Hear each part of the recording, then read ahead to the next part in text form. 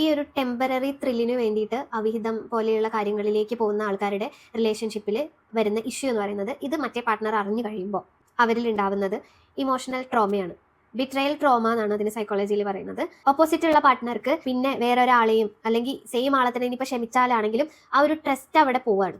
നമ്മൾ ഏറ്റവും ഇഷ്ടപ്പെട്ട് സ്നേഹിച്ച ആള് നമ്മളെ ചതിച്ചു എന്ന് അറിയുമ്പോൾ ഉണ്ടാവുന്ന ഇമോഷണൽ ട്രോമ അത് പിന്നെ നമ്മുടെ സെൽഫ് റെസ്പെക്റ്റിനെയും എൻ്റെ കുഴപ്പം കൊണ്ടാവും എന്ന് അവർ ചിന്തിക്കാൻ തുടങ്ങും.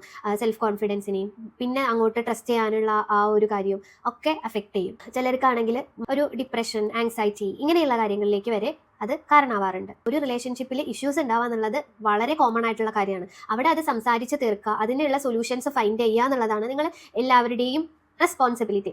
സപ്പോസ് അതിനൊരു സൊല്യൂഷൻ ഇല്ല, നിങ്ങൾക്ക് ഒട്ടും മാച്ച് ചെയ്ത് പോകാൻ പറ്റില്ല എന്നുണ്ടെങ്കിൽ നിങ്ങൾക്ക് ഒരുപാട് ഓപ്ഷൻസ് ഉണ്ട്. നിങ്ങൾക്ക് ഡിവോഴ്സ് ചെയ്യാം, നിങ്ങൾക്ക് വേറെ പാർട്ട്ണറെ ചൂസ് ചെയ്യാം.